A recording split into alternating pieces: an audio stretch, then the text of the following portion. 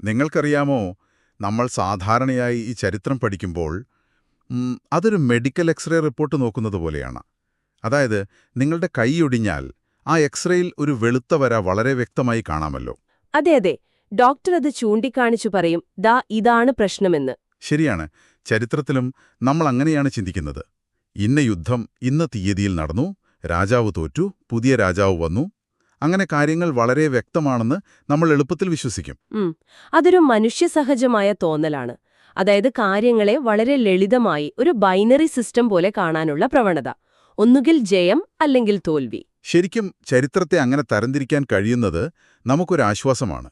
പക്ഷെ 18ാം നൂറ്റാണ്ടിന്റെ അവസാനമുള്ള ഫ്രാൻസിലേക്ക് നോക്കുമ്പോൾ ഈ എക്സ്റേ മെഷീൻ തന്നെ പൂർണ്ണമായും കേടായ ഒരു അവസ്ഥയാണ് നിങ്ങൾക്ക് കാണാൻ കഴിയുക. തീർച്ചയായും.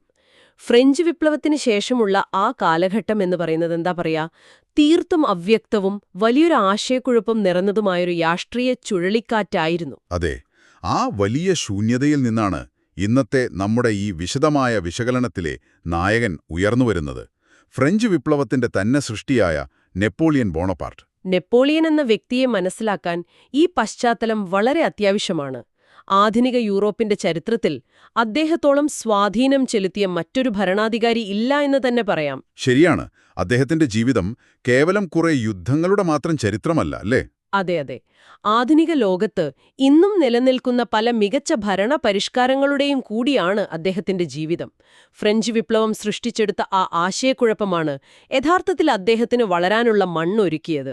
അപ്പോൾ നമുക്ക് അദ്ദേഹത്തിന്റെ ആ തുടക്കത്തിൽ നിന്ന് തന്നെ തുടങ്ങാം. എനിക്ക് ഏറ്റവും കൗതുകം തോന്നിയൊരു കാര്യമുണ്ട്. വെറും 16 വയസ്സ് മാത്രം പ്രായമുള്ള ഒരു സാധാരണ ആർട്ടിലറി ഓഫീസർ എങ്ങനെയാണ് ഫ്രാൻസിന്റെ സർവാധികാരം പിടിച്ചെടുത്തത്? അതായത് യാതൊരുവിധ രാജകീയ പശ്ചാത്തലവുമില്ലാത്ത ഒരാൾ. അവിടെയാണ് അദ്ദേഹത്തിന്റെ ബുദ്ധിയും സാഹചര്യങ്ങളും ഒരുപോലെ പ്രവർത്തിച്ചത്. 1769 കോർസിക്കയിലെ ജനനം മുതലാണോ നമ്മൾ തുടങ്ങേണ്ടത്? അതെ. ഫ്രാൻസിന്റെ അധീനതയിലുള്ള കോർസിക്ക എന്ന ദ്വീപിലെ ഒരു കുലീന കുടുംബത്തിലാണ് നെപ്പോളിയൻ ജനിക്കുന്നത്. അദ്ദേഹം തുടക്കത്തിൽ വിപ്ലവകാരികളായ ജാക്കോബിൻ ക്ലബിന്റെ വലിയൊരു അനുഭാവിയായിരുന്നു. അപ്പോൾ 16-ാം വയസ്സിൽ ഫ്രഞ്ച് ആർട്ടിലറിയിൽ ഒരു സെക്കൻഡ് ലെഫ്റ്റനന്റായി ജോലിയിൽ പ്രവേശിച്ചെങ്കിലും അദ്ദേഹം കോർസിക്കയിലേക്ക് മടങ്ങിപ്പോയെന്ന് കേട്ടിട്ടുണ്ട്. ശരിയാണ്. കോർസിക്കൻ രാഷ്ട്രീയത്തിൽ ഇടപെടാൻ വേണ്ടിയാണ് അദ്ദേഹം പെട്ടെന്ന് തന്നെ അവിടേക്ക് മടങ്ങിപ്പോയത്.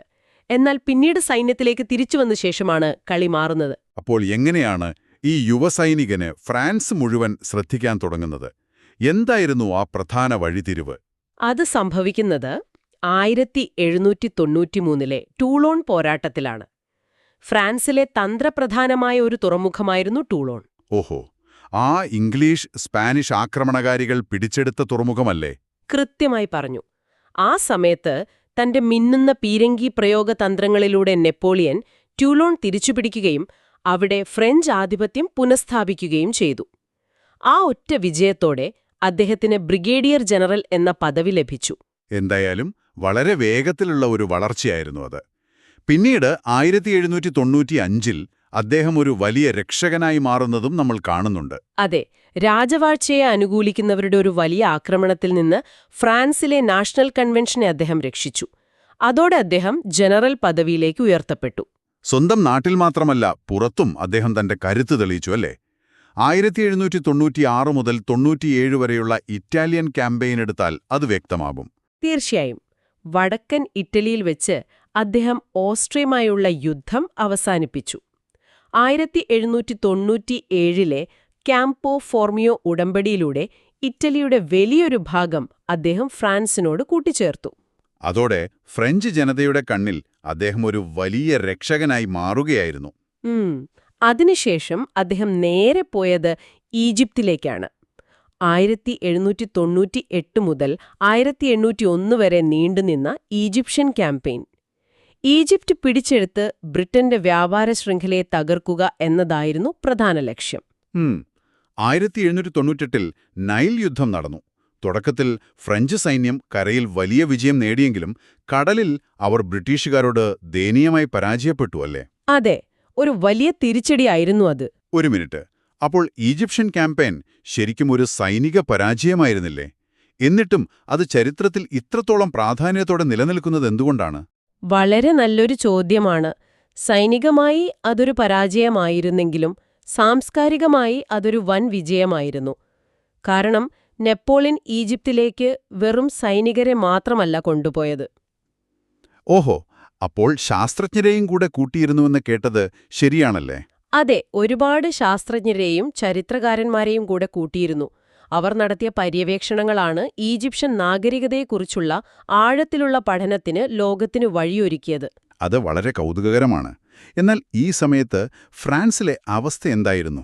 ഞാൻ ഈ സാഹചര്യത്തെ കാണുന്നത് പരാജയപ്പെട്ടുകൊണ്ടിരിക്കുന്ന ഒരു കമ്പനിയെ പുതിയതായി വരുന്ന ഒരു സിഇഒ എങ്ങനെ ഏറ്റെടുക്കുന്നു എന്നതുപോലെയാണ്. ആ താരതമ്യം വളരെ കൃത്യമാണ്. അന്നത്തെ ഫ്രാൻസിലെ ഡയറക്ടറി എന്ന ഭരണകൂടത്തെ ഒരു പരാജയപ്പെട്ട കമ്പനിയുടെ ബോർഡായി നമുക്ക് കാണാൻ സാധിക്കും. നെപ്പോളിയൻ ഈജിപ്തിലായിരുന്ന സമയത്ത് ഭരണം നടത്തിയിരുന്ന ഡയറക്ടറി തികഞ്ഞ പരാജയമായി മാറിക്കഴിഞ്ഞിരുന്നു. സാമ്പത്തിക തകർച്ചയും അഴിമതിയും കാരണം ജനങ്ങൾക്ക് സർക്കാരിലുള്ള വിശ്വാസം പൂർണ്ണമായും നഷ്ടപ്പെട്ടു കാണുമല്ലോ അല്ലേ? അതെ, ഫ്രഞ്ച് ജനതയ്ക്ക് ഭരണകൂടത്തിലുള്ള ഈ വിശ്വാസക്കുറവാണ് നെപ്പോളിയന് ഏറ്റവും വലിയ അവസരമൊരുക്കിയത്. പാരീസിലെ ഈ മോശം അവസ്ഥ മനസ്സിലാക്കിയ അദ്ദേഹം ഉടൻ തന്നെ ഫ്രാൻസിലേക്ക് തിരിച്ചെത്തി. എന്നിട്ട് അദ്ദേഹം നടത്തിയ ആ നീക്കമുണ്ടല്ലോ, അതാണ് ഏറ്റവും തന്ത്രപരം. 1799 നടന്ന പ്രശസ്തമായ ആ 18 ബ്രൂമേർ അട്ടിമറി. അതെ, സീസ് എന്ന രാഷ്ട്രീയ നേതാവുമായി ചേർന്ന് അദ്ദേഹം ഒരു വലിയ ഗൂഢാലോചന നടത്തി. പുതിയൊരു ഭരണഘടന തയ്യാറാക്കാൻ അവർ പാർലമെന്റിനെ നിർബന്ധിച്ചു. എന്നിട്ടോ ഒരു സൈനിക അട്ടിമറിയിലൂടെ വളരെ സമർത്ഥമായി ആ ഡയറക്ടറിയെ അവർ പുറത്താക്കി. അങ്ങനെ ആ പഴയ സിഇഒ കമ്പനി പൂർണ്ണമായും സ്വന്തം നിയന്ത്രണത്തിലാക്കി.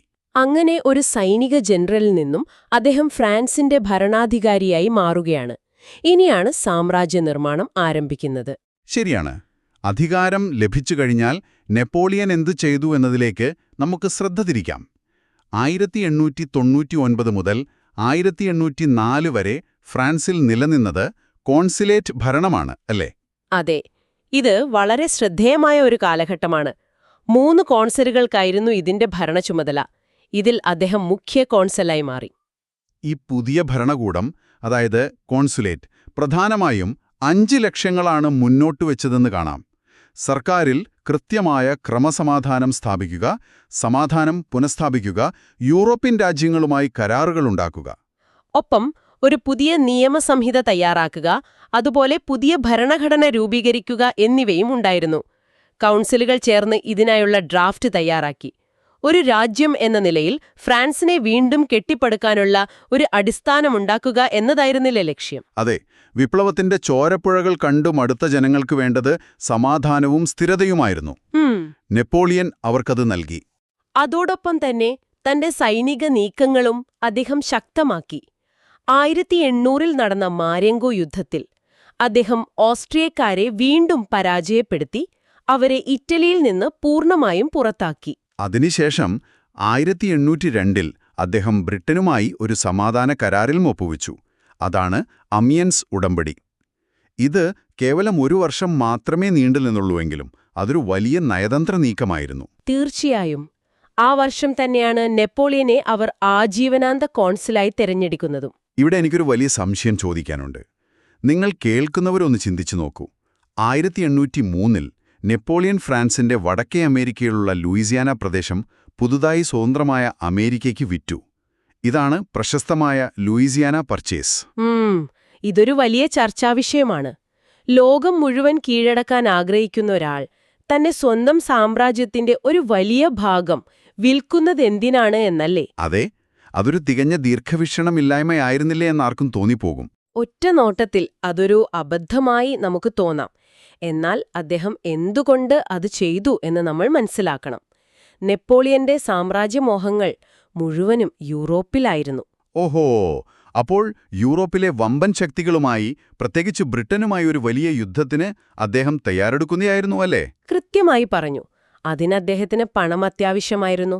ഭാവി യുദ്ധങ്ങൾക്കുള്ള ഫണ്ട് കണ്ടെത്താൻ വേണ്ടി മാത്രമാണ് ആ പ്രദേശം അദ്ദേഹം വിറ്റത്. ആ പണം ഉപയോഗിച്ചാണ് അദ്ദേഹം തന്റെ സൈന്യത്തെ കൂടുതൽ ശക്തമാക്കിയത്. ആ തയ്യാറെടുപ്പുകൾക്ക് ശേഷമാണ് അദ്ദേഹം ആ വലിയ പ്രഖ്യാപനം നടത്തുന്നത്. 1804 അദ്ദേഹം സ്വയം ഫ്രാൻസിന്റെ ചക്രവർത്തിയായി പ്രഖ്യാപിച്ചു. അതോടെ കോൺസുലേറ്റ് ഭരണം അവിടെ അവസാനിച്ചു. അവിടെ നിന്നങ്ങോട്ട് 1815 വരെ ഫ്രാൻസ് നിരന്തരമായ യുദ്ധങ്ങളിലായിരുന്നു. നമ്മളിതിനെ നെപ്പോളിയോണിക് യുദ്ധങ്ങൾ എന്ന് വിളിക്കുന്നു. ഈ കാലഘട്ടത്തിലെ അദ്ദേഹത്തിന്റെ ഏറ്റവും മികച്ച യുദ്ധതന്ത്രം നമ്മൾ കാണുന്നത് 1805 ഡിസംബറിലെ ഓസ്ട്രലിറ്റ്സ് യുദ്ധത്തിലാണല്ലോ. അതെ, ഓസ്ട്രിയയെയും റഷ്യയെയും നെപ്പോളിയൻ വളരെ തന്ത്രപരമായി അവിടെ പരാജയപ്പെടുത്തി. ഇതിനെ തുടർന്ന് ഒപ്പുവെച്ച പ്രസ്ബർഗ് ഉടമ്പടി പ്രകാരം ഓസ്ട്രിയയുടെ അഭിമാനവും അവരുടെ ഇറ്റാലിയൻ പ്രദേശങ്ങളും അവർക്ക് എന്നേക്കുമായി നഷ്ടപ്പെട്ടു. മാത്രമല്ല, നൂറ്റാണ്ടുകളായി നിലനിന്നിരുന്ന വിശുദ്ധ റോമൻ സാമ്രാജ്യം ഇതോടെ പൂർണ്ണമായും തകർന്നു. അതിനു പകരമായി അദ്ദേഹം പുതിയൊരു സംവിധാനം കൊണ്ടുവന്നു: കോൺഫെഡറേഷൻ ഓഫ് ദ റൈൻ, അഥവാ റൈൻ സ്റ്റേറ്റ് ഫെഡറേഷൻ. പുതിയ ജർമ്മൻ കോൺഫെഡറേഷൻ നെപ്പോളിയനെ തങ്ങളുടെ രക്ഷകനായി അംഗീകരിച്ചു. ശരിക്കും പറഞ്ഞാൽ ഇതായിരുന്നില്ലേ അദ്ദേഹത്തിന്റെ അധികാരത്തിന്റെ കൊടുമുടി? അതെ, ഈ കോൺഫെഡറേഷൻ ഓഫ് ദ റൈൻ എങ്ങനെയാണ് ഒരു സുരക്ഷാ കവചമായി, അഥവാ ഒരു ബഫർ സ്റ്റേറ്റായി പ്രവർത്തിച്ചത് എന്ന് നോക്കുന്നത് രസകരമാണ്. ജർമ്മൻ സംസ്ഥാനങ്ങളുടെ ഒരു സഖ്യമായിരുന്നു അത്. നെപ്പോളിയനായിരുന്നു ഇതിന്റെ പ്രൊട്ടക്ടർ. ഓസ്ട്രിയ, റഷ്യ, പ്രഷ്യ എന്നിവയിൽ നിന്നുള്ള ഭാവിയിലെ ഏത് ആക്രമണങ്ങളെയും ഫ്രാൻസിലേക്ക് എത്തുന്നതിനു മുൻപ് തടയാനുള്ള ഒരു സംവിധാനമായിരുന്നു അത്. വളരെ തന്ത്രപരമായ ഒരു നീക്കം. 1808 ആയപ്പോഴേക്കും 35 സംസ്ഥാനങ്ങൾ ഇതിലുണ്ടായിരുന്നു എന്ന് തോന്നുന്നു. അതെ, 1813 ഇത് തകരുന്നതുവരെ ഇതിലെ അംഗരാജ്യങ്ങൾ ഫ്രഞ്ച് സൈന്യത്തിനാവശ്യമായ സൈനികരെയും വിഭവങ്ങളെയും നൽകാൻ നിർബന്ധിതരായിരുന്നു. അപ്പോൾ കരയിൽ നെപ്പോളിയനെ തോൽപ്പിക്കുക എന്നത് അസാധ്യമാണെന്ന് യൂറോപ്പ് മുഴുവൻ മനസ്സിലാക്കി. എന്നാൽ കടലിലെ അവസ്ഥയെന്തായിരുന്നു? ട്രാഫൽഗർ യുദ്ധം എങ്ങനെയാണ് കാര്യങ്ങൾ മാറ്റിമറിച്ചത്? അവിടെയാണ് കഥ മാറുന്നത്. കരയിലെ യുദ്ധങ്ങളിൽ വിജയിച്ച നെപ്പോളിയൻ കടലിലെത്തിയപ്പോൾ വലിയൊരു മതിൽക്കൂട്ടിലിടിക്കുകയാണ് ചെയ്തത്. 1805 ഒക്ടോബറിലെ ട്രാഫൽഗർ യുദ്ധത്തിൽ ഫ്രഞ്ച് നാവികസേന ബ്രിട്ടീഷുകാരോട് അതിദാരുണമായി പരാജയപ്പെട്ടു. ബ്രിട്ടന്റെ നാവികശക്തിയെ മറികടക്കാൻ കഴിയില്ലെന്ന് മനസ്സിലാക്കിയ നെപ്പോളിയൻ അതോടെ ബ്രിട്ടനുമായുള്ള നാവിക യുദ്ധപദ്ധതി പൂർണ്ണമായി ഉപേക്ഷിച്ചു, അല്ലേ? അതെ, സൈനികമായി ബ്രിട്ടനെ തോൽപ്പിക്കാൻ കഴിയില്ല എന്നു വന്നപ്പോൾ സാമ്പത്തികമായി അവരെ തകർക്കുക എന്ന ചിന്തയിലേക്ക് അദ്ദേഹം വന്നു. അതിനായി അദ്ദേഹം കൊണ്ടുവന്ന പദ്ധതിയാണ് കോണ്ടിനെന്റൽ സിസ്റ്റം. ഇന്നത്തെ കാലത്ത് നമ്മൾ കാണുന്ന സാമ്പത്തിക ഉപരോധങ്ങളുമായി ഇതിനെ താരതമ്യം ചെയ്യാമെന്ന് തോന്നുന്നു. 1806 ബെർലിൻ ഡിക്രി, അതുപോലെ 1807 മിലാൻ ഡിക്രി. അതെ, ഇവയിലൂടെ ഫ്രഞ്ച് സഖ്യകക്ഷി നിഷ്പക്ഷ കപ്പലുകൾ ബ്രിട്ടനുമായി യാതൊരുവിധ വ്യാപാരവും നടത്തുന്നത് അദ്ദേഹം കർശനമായി വിലക്കി. എന്നാൽ ഈ ഉപരോധം യഥാർത്ഥത്തിൽ വർക്കായോ? ശത്രുവിനേക്കാൾ സ്വന്തം ആളുകളെ തന്നെ ബാധിച്ച ഒരു തിരിച്ചടിയായി ഇത് മാറിയോ? കൃത്യമായി പറഞ്ഞാൽ അത് ഫ്രാൻസിന് തന്നെ ഒരു തിരിച്ചടിയായി മാറി. കോണ്ടിനെന്റൽ സിസ്റ്റം ഇംഗ്ലീഷ് വ്യവസായങ്ങളെ ബാധിച്ചു എന്നത് സത്യമാണ്. എന്നാൽ ബ്രിട്ടൻ ഇതിനെതിരെ ശക്തമായി തിരിച്ചടിച്ചു. ഓഹോ, അപ്പോൾ ആ ഓർഡേഴ്സ് ഇൻ കൗൺസിൽ എന്ന കൗണ്ടർ ബ്ലോക്കേഡ് വന്നത് ഇതിന്റെ ഭാഗമായിട്ടാണല്ലേ? അതെ, 1807 ഓർഡേഴ്സ് ഇൻ കൗൺസിൽ വഴി ഫ്രാൻസിനും സഖ്യകക്ഷികൾക്കുമെതിരെ അവർ ഉപരോധമേർപ്പെടുത്തി. ഫ്രാൻസിലെ ചില ഉൽപ്പാദനങ്ങളെ ഇത് ഉത്തേജിപ്പിച്ചെങ്കിലും വിദേശ വ്യാപാരത്തെ ആശ്രയിക്കുന്ന പ്രദേശങ്ങളെ ഇത് പൂർണ്ണമായും തകർത്തു. ഇതിന്റെ പ്രത്യാഘാതങ്ങൾ സ്പെയിനിലേക്കും പോർച്ചുഗലിലേക്കും വലിയ രീതിയിൽ നീണ്ടുവെന്ന് നമ്മൾ കാണുന്നുണ്ട്. കാരണം പോർച്ചുഗല് ഈ കോണ്ടിനെന്റൽ സിസ്റ്റം അംഗീകരിക്കാൻ തയ്യാറായിരുന്നില്ല, അല്ലേ? ശരിയാണ്. അതുകൊണ്ട് 1807 സ്പെയിനുമായി ചേർന്ന് നെപ്പോളിയൻ പോർച്ചുഗൽ ആക്രമിച്ചു. എന്നാൽ തൊട്ടു പിന്നാലെ അദ്ദേഹം സ്വന്തം സഖ്യകക്ഷിയായ സ്പെയിനോടും തിരിഞ്ഞു. അതായത് 1808 മുതൽ 1814 വരെ സ്പെയിനുമായി വലിയ പോരാട്ടങ്ങൾ നടന്നു. സ്പാനിഷ് രാജാവായ ചാൾസിനെ പുറത്താക്കി നെപ്പോളിയൻ തന്റെ സ്വന്തം സഹോദരൻ ജോസഫിനെ സ്പെയിനിലെ രാജാവാക്കി വാഴിച്ചു. അതൊരു വലിയ അബദ്ധമായിരുന്നു. തങ്ങളുടെ രാജാവിനെ മാറ്റി ഒരു ഫ്രഞ്ചുകാരനെ വാഴിച്ചത് സ്പാനിഷ് ജനതയെ വലിയ രീതിയിൽ പ്രകോപിപ്പിച്ചു. അവർ വെറുതെയിരുന്നില്ല. സ്പാനിഷ് വിമതർ ഗറില്ല യുദ്ധമുറകളിലൂടെ ഫ്രാൻസിനെ പല യുദ്ധങ്ങളിലും പരാജയപ്പെടുത്തിയെന്ന് കേട്ടിട്ടുണ്ട്. ശരിക്കും ഇത് ഫ്രാൻസിനെ വലിയ രീതിയിൽ അപമാനിച്ചില്ലേ? തീർച്ചയായും വലിയ നാണക്കേടായി അത് മാറി. എന്നിരുന്നാലും 1812 നെപ്പോളിയന്റെ സാമ്രാജ്യം അതിന്റെ ഏറ്റവും വലിയ വിസ്തൃതിയിലെത്തിയിരുന്നു. അങ്ങനെയിരിക്കെയാണ് അദ്ദേഹം തന്റെ ജീവിതത്തിലെ ഏറ്റവും വലിയ തികച്ചും മാരകമായ അബദ്ധം ചെയ്യുന്നത്. അതാണ് 1812 റഷ്യൻ ക്യാമ്പയിൻ, അല്ലെങ്കിൽ മോസ്കോ പര്യവേഷണം. അതെ, കോണ്ടിനെന്റൽ സിസ്റ്റം കാരണം വ്യാപാരം കുറഞ്ഞതിന്റെ സാമ്പത്തിക പ്രത്യാഘാതങ്ങൾ സഹിക്കാൻ കഴിയാതെ വന്നപ്പോൾ റഷ്യ ആ സിസ്റ്റം ലംഘിച്ചു. ഇതിൽ ദേഷ്യം വന്നാണ് അദ്ദേഹം റഷ്യയിലേക്ക് വൻ അധിനിവേശം നടത്തിയത്. അദ്ദേഹം കരുതിയത് റഷ്യക്കാർ നേർക്കുനേർ യുദ്ധത്തിനു വരുമെന്നാണ്. എന്നാൽ റഷ്യക്കാർ പ്രയോഗിച്ച തന്ത്രം ഫ്രഞ്ച് സൈന്യത്തെ അക്ഷരാർത്ഥത്തിൽ ഞെട്ടിച്ചു കളഞ്ഞു അല്ലേ? ഫ്രഞ്ച് സൈന്യം എത്തിയപ്പോൾ റഷ്യൻ സൈന്യം ഉൾപ്രദേശങ്ങളിലേക്ക് പിൻവാങ്ങിക്കൊണ്ടേയിരുന്നു. ഫ്രഞ്ചുകാർക്ക് പ്രതീക്ഷിച്ചതിലും വലിയ ദൂരം റഷ്യയിലേക്ക് സഞ്ചരിക്കേണ്ടി വന്നു. ഇത് ഭക്ഷണത്തിന്റെയും മറ്റു വിഭവങ്ങളുടെയും കടുത്ത ക്ഷാമത്തിന് കാരണമായി. അവിടെ റഷ്യക്കാർ പ്രയോഗിച്ച ഭീകരമായ തന്ത്രം സ്കോർച്ച്ഡ് എർത്ത് പോളിസി, അല്ലെങ്കിൽ ചുട്ടെരിക്കുന്ന നയം.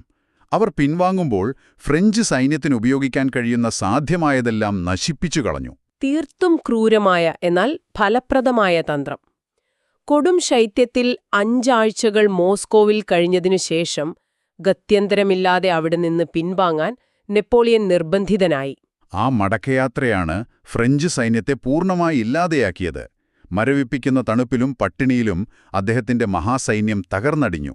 ഈയൊരു പരാജയം യൂറോപ്പിനെ മുഴുവൻ നെപ്പോളിയനെതിരെ ഒന്നിപ്പിച്ചു എന്ന് തന്നെ പറയാം. നെപ്പോളിയന്റെ പ്രശസ്തിക്ക് വലിയ മങ്ങലേറ്റു. ഫ്രഞ്ച് ആധിപത്യം വളരെ ദുർബലമായി. ഈ തകർച്ചയുടെ സമയത്താണ് ഓസ്ട്രിയൻ വിദേശകാര്യമന്ത്രിയായ മെറ്റർനിക് അദ്ദേഹത്തിന് ഒരു സമാധാന നിർദ്ദേശം നൽകുന്നത്. അതാണ് ഫ്രാങ്ക്ഫർട്ട് നിർദ്ദേശങ്ങൾ.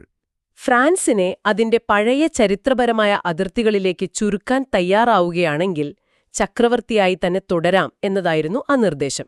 സ്വന്തം സിംഹാസനം നിലനിർത്താൻ അതൊരു മികച്ച അവസരമായിരുന്നില്ലേ? ഇത് നിരസിച്ചത് നെപ്പോളിയന്റെ തികഞ്ഞ അഹങ്കാരമായിരുന്നില്ലേ എന്ന് നിങ്ങൾ ചിന്തിച്ചു നോക്കൂ. തീർച്ചയായും അതൊരു വലിയ അബദ്ധമായിരുന്നു.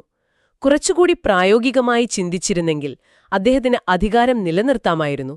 എന്നാൽ ആ നിർദ്ദേശം അദ്ദേഹം നിരസിച്ചു. അതോടെ യൂറോപ്യൻ ശക്തികൾ ഒന്നിച്ചാക്രമിക്കാൻ തീരുമാനിച്ചു. അങ്ങനെ 1813-ൽ ലീപ്സിഗ് യുദ്ധം നടന്നു. വാർ ഓഫ് നേഷൻസ് എന്നും ഇതറിയപ്പെടുന്നു. അതെ, Prussia, Austria, Russia, Sweden, England എന്നിവരുടെ ഒരു വൻ സഖ്യം നെപ്പോളിയനെ പരാജയപ്പെടുത്തി. സഖ്യസേന പാരീസിൽ പ്രവേശിച്ചു. അദ്ദേഹത്തെ സ്ഥാനത്യാഗം ചെയ്യാൻ അവർ നിർബന്ധിച്ചു. അതോടെ ബോർബൺ രാജവംശത്തിലെ ലൂയി 18 അധികാരത്തിൽ തിരിച്ചെത്തി. 1792 മുതൽ നേടിയ എല്ലാ പ്രദേശങ്ങളും ഫ്രാൻസ് അടിയറവച്ചു അല്ലേ? അതെ. എന്നിട്ട് ഫ്രാൻസിൽ നിന്നുള്ള വരുമാനത്തോടെ നെപ്പോളിയനെ ഒരു പരമാധികാരിയായി ഇറ്റലിക്കടുത്തുള്ള എൽബ ദ്വീപിലേക്ക് നാടുകടത്തി. എല്ലാം അവിടെ അവസാനിച്ചു എന്ന് ലോകം കരുതിയ നിമിഷം. പക്ഷേ നാടുകടത്തപ്പെട്ടെങ്കിലും അതാ കഥയുടെ അവസാനമായിരുന്നില്ല. ലോകചരിത്രത്തിലെ തന്നെ ഏറ്റവും നാടകീയമായ ഒരു തിരിച്ചുവരവ് അദ്ദേഹം പിന്നീട് നടത്തി. തീർച്ചയായും. ഒരു വർഷത്തിനുള്ളിൽ 1815 ഫെബ്രുവരിയിൽ 1000-ലധികം വരുന്ന അനുയായികളുമായി നെപ്പോളിയൻ എൽബ ദ്വീപിൽ നിന്ന് രക്ഷപ്പെട്ടു. അദ്ദേഹം ഫ്രഞ്ച് മെയിൻലാൻഡിലേക്ക് കപ്പൽ കയറി. ആഹ്ലാദിക്കുന്ന ജനക്കൂട്ടം അദ്ദേഹത്തെ വലിയ ആവേശത്തോടെയാണ് സ്വാഗതം ചെയ്തത്. പുതിയ രാജാവായ ലൂയി 18 ഭയന്ന് പലായനം ചെയ്തു. അങ്ങനെ നെപ്പോളിയന്റെ പ്രശസ്തമായ 100 ഡേയ്സ് അഥവാ 100 ദിന ക്യാമ്പയിൻ ആരംഭിക്കുകയാണ്. എന്നാൽ ഇത്തവണ ഫ്രാൻസിനെതിരെ ബ്രിട്ടനും പ്രഷ്യയും ചേർന്ന് കടുത്ത യുദ്ധങ്ങൾ നടത്തി. ഒടുവിൽ പ്രസിദ്ധമായ വാട്ടർലൂ യുദ്ധം അദ്ദേഹത്തിന്റെ ഇതിഹാസതുല്യമായ സൈനിക ജീവിതത്തിന് എന്നേക്കുമായി അന്ത്യം കുറിച്ചു. ഇത്തവണ അവർ അദ്ദേഹത്തെ വളരെ ദൂരേക്ക് മാറ്റി. ദക്ഷിണ അറ്റ്ലാന്റിക് സമുദ്രത്തിലെ ബ്രിട്ടീഷ് അധീനതയിലുള്ള വിദൂര ദ്വീപായ സെന്റ് ഹെലീനയിലേക്കാണ് അദ്ദേഹത്തെ നാടുകടത്തിയത്. ഒടുവിൽ 1821-ൽ തന്റെ 51-ാം വയസ്സിൽ അദ്ദേഹം അവിടെ വെച്ചു മരിച്ചു. ഒരുപക്ഷേ ആമാശയ അർബുദമായിരുന്നു മരണകാരണമെന്നാണ് കരുതപ്പെടുന്നത്. അതെ, ആ നാടകീയമായ ജീവിതം അങ്ങനെ അവസാനിച്ചു. എന്നാൽ നമ്മൾ മനസ്സിലാക്കേണ്ട ഒരു കാര്യമുണ്ട്. അദ്ദേഹത്തിന്റെ സൈനിക ജീവിതം അവസാനിച്ചെങ്കിലും നെപ്പോളിയൻ ലോകത്തിന് നൽകിയ ഭരണപരമായ സംഭാവനകൾ ഇന്നും മായാതെ കിടപ്പുണ്ട്. അതാണ് ഇതിലെ ഏറ്റവും വലിയ വൈരുദ്ധ്യം. നിങ്ങൾ ചിന്തിച്ചു നോക്കൂ, ഇന്നത്തെ നമ്മുടെ ആധുനിക നിയമ സംവിധാനങ്ങൾക്കും ഭരണനിർവഹണത്തിനും നമ്മൾ ഈ ഏകാധിപതിയോട് എത്രത്തോളം കടപ്പെട്ടിരിക്കുന്നുവെന്ന്. അതെ, 1804-ൽ അദ്ദേഹം കൊണ്ടുവന്ന നാപ്പോളിയോണിക് കോഡ് അതൊരു ഏകീകൃത നിയമ സംവിധാനമായിരുന്നു. പല ആധുനിക രാജ്യങ്ങളും പിന്നീടത് മാതൃകയാക്കി. നിയമം മാത്രമല്ല, ഫ്രാൻസിന്റെ ഭരണ സംവിധാനത്തെ അദ്ദേഹം പൂർണ്ണമായും പുനഃസംഘടിപ്പിച്ചു. കേന്ദ്രീകൃതവും വളരെ കാര്യക്ഷമവുമായ ഒരു ബ്യൂറോക്രസി അദ്ദേഹം സ്ഥാപിച്ചു അല്ലേ? അതുപോലെ ദേശീയ ശക്തി വർദ്ധിപ്പിക്കാനുള്ള ഉപകരണമായി വിദ്യാഭ്യാസത്തിന് അദ്ദേഹം വലിയ മുൻഗണന നൽകി. തീർച്ചയായും. ഫ്രാൻസ് യൂണിവേഴ്സിറ്റി സ്ഥാപിച്ചു. ഉദ്യോഗസ്ഥരെയും സൈനികരെയും അവരുടെ പാരമ്പര്യത്തിന്റെ അടിസ്ഥാനത്തിലല്ല, മറിച്ച് യോഗ്യതയുടെ അടിസ്ഥാനത്തിൽ പരിശീലിപ്പിക്കാൻ ലീസെ അഥവാ സെക്കൻഡറി സ്കൂളുകൾ ആരംഭിച്ചു. സാമ്പത്തിക രംഗത്തും അദ്ദേഹം മാറ്റങ്ങൾ കൊണ്ടുവന്നു. കറൻസി സ്ഥിരപ്പെടുത്താനും രാജ്യത്തിന് സാമ്പത്തിക ഭദ്രത നൽകാനും ബാങ്ക് ഓഫ് ഫ്രാൻസ് സ്ഥാപിച്ചു. പിന്നെ തീർച്ചയായും പറയേണ്ടത് 1801 കോൺകോർഡാറ്റാണ്. അതെ, വിപ്ലവം കാരണം ഫ്രാൻസിലെ ഭരണകൂടവും പള്ളിയും തമ്മിലുണ്ടായ ശത്രുത അവസാനിപ്പിച്ച് കത്തോലിക്ക സഭയുടെ സാന്നിധ്യം രാജ്യത്ത് പുനഃസ്ഥാപിച്ചത് ഇതിലൂടെയാണ്. ഇതിലെല്ലാം ഉപരിയായി മറ്റൊരു പ്രധാന മാറ്റം സൈനിക രംഗത്തായിരുന്നു. സായുധരായ രാജ്യമെന്ന ആശയം. ഇത് ഉൾക്കൊണ്ട് വലിയതും അച്ചടക്കമുള്ളതുമായ സൈന്യത്തെ സൃഷ്ടിക്കാൻ നിർബന്ധിത സൈനിക സേവന വ്യവസ്ഥ അദ്ദേഹം കൊണ്ടുവന്നു, അല്ലേ? കൃത്യമായി പറഞ്ഞു. പൗരന്മാർ രാജ്യത്തിനു വേണ്ടി യുദ്ധം ചെയ്യാൻ ബാധ്യസ്ഥരാണെന്ന ചിന്ത ഇതു വളർത്തി. അതെ, അവിടെയാണ് ഈ വിശകലനത്തിന്റെ ഏറ്റവും കൗതുകകരമായൊരു ചോദ്യത്തിലേക്ക് നമ്മൾ എത്തുന്നത്. നൽകിയിട്ടുള്ള സ്രോതസ്സുകളിൽ നിന്ന് ഒരു വിവരവും നഷ്ടപ്പെടുത്താതെ നമ്മളിത് ചർച്ച ചെയ്തു. ഇനി വളരെ കൃത്യമായി ഒന്ന് ആലോചിച്ചു നോക്കൂ. നെപ്പോളിയൻ സ്വന്തം ജനതയിൽ സൃഷ്ടിച്ചെടുത്ത ഈ സായുധരായ രാജ്യമെന്ന ആശയവും യോഗ്യതയെ അടിസ്ഥാനമാക്കിയുള്ള ആ സിസ്റ്റമും തന്നെയല്ലേ യഥാർത്ഥത്തിൽ യൂറോപ്പിലാകെ ദേശീയതയുടെ വിത്തുകൾ പാകിയത്? തീർച്ചയായും ആധുനിക ദേശീയതയുടെ തുടക്കം അവിടെ നിന്നാണെന്ന് പറയാം. അതായത് അദ്ദേഹം ഫ്രാൻസിനെ കരുത്തുറ്റതാക്കാൻ പഠിപ്പിച്ച അതേ സിസ്റ്റവും ദേശീയ ബോധവും മറ്റ് യൂറോപ്യൻ രാജ്യങ്ങൾ പിന്നീട് കണ്ടുപഠിച്ചു. ഒടുവിൽ അവർ ആ ദേശീയത ഉപയോഗിച്ച് ഒന്നിച്ചു നിൽക്കുകയും അദ്ദേഹത്തെ തന്നെ തോൽപ്പിക്കാനും ആ സാമ്രാജ്യത്തെ തകർക്കാനും അതുപയോഗിച്ചു എന്നും നമ്മൾ ചിന്തിക്കേണ്ടിയിരിക്കുന്നു. ഇതൊരു വലിയ വിരോധാഭാസമല്ലേ? ഈ ചോദ്യത്തെക്കുറിച്ചുള്ള കൂടുതൽ ചിന്തകൾ നിങ്ങൾക്ക് സ്വന്തമായി അന്വേഷിക്കാനായി വിട്ടുതരികയാണ്. ഇത്രയും നേരം ഈ ആഴമുള്ള പഠനത്തിൽ ഞങ്ങളോടൊപ്പം പങ്കെടുത്തതിന് വളരെ നന്ദി.